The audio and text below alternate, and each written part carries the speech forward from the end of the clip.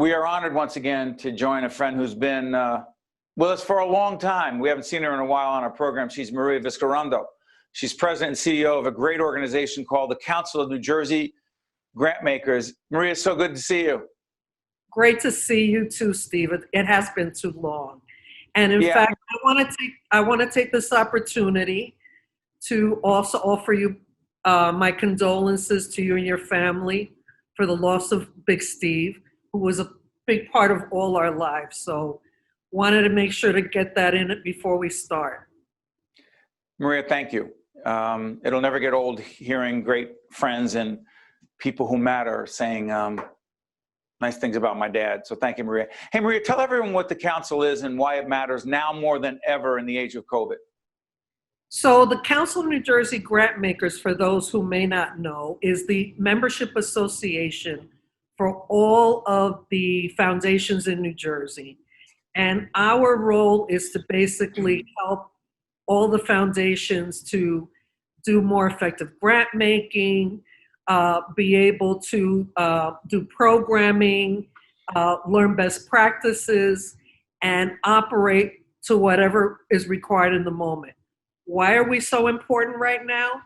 We have been able to pivot very quickly during this pandemic and racial strife to help our organizations look at how to best offer services to our organizations.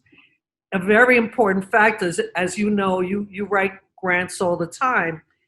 All the foundations have their long processes and protocols that they go through.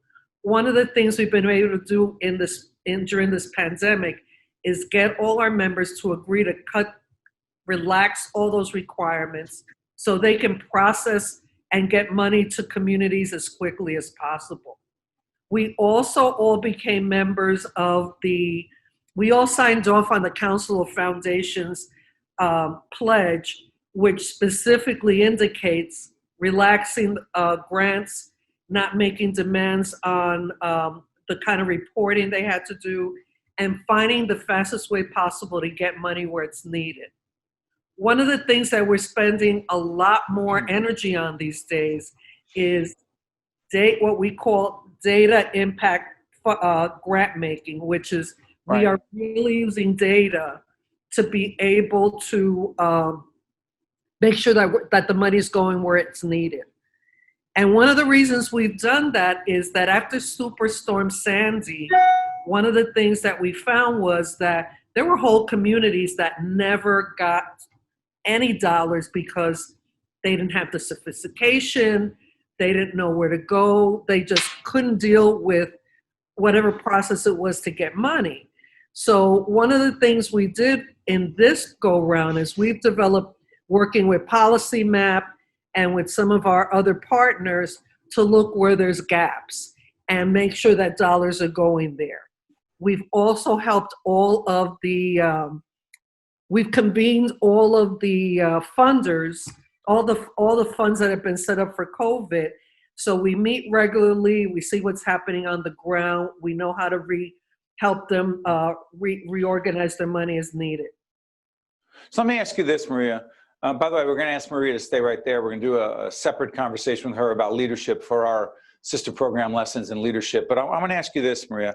This racial equity task force, we have a series called Confronting Racism. I've been talking about this with Maria a couple decades ago it started, but this conversation about confronting racism, more specifically about the racial equity task force, what is it and why does that matter so much now more than ever? So as you said, we've been speaking about this for a long time. I grew up in Newark, New Jersey. I was a kid when we had the Newark uprising. The rebellion/riots, right? I call it the uprising. But anyway, the point is... Situation, the summer of 1967, that's what we know. Exactly. I was a little kid then, but I remember it well. And my whole life has been spent in trying to find ways to find equality. That is true. And trying to get equal status for folks.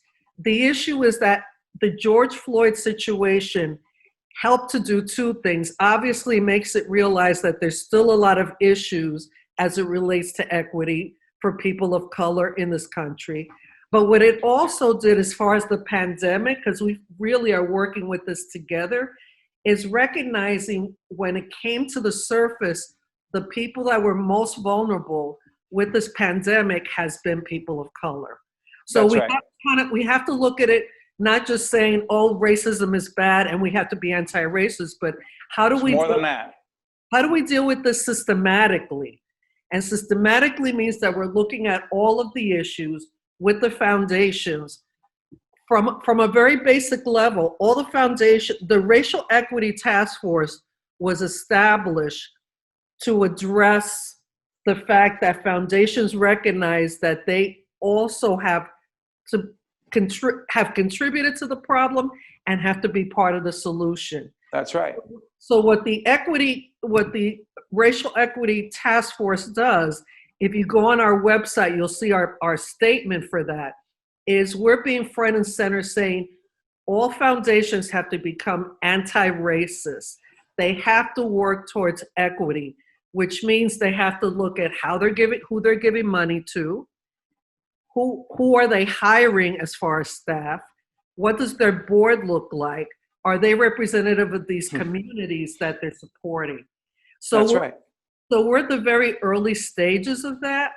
One of the other things we did was together. A few seconds, Maria, and a few seconds, but we'll continue. By the way, we're going to finish this with Maria in a few seconds, but then check out our sister program, Lessons in Leadership, for a follow-up conversation. A few seconds left. Go ahead, Maria. So we have put out a statement with the council, with the Center for Nonprofits, Yep. Deploring racism.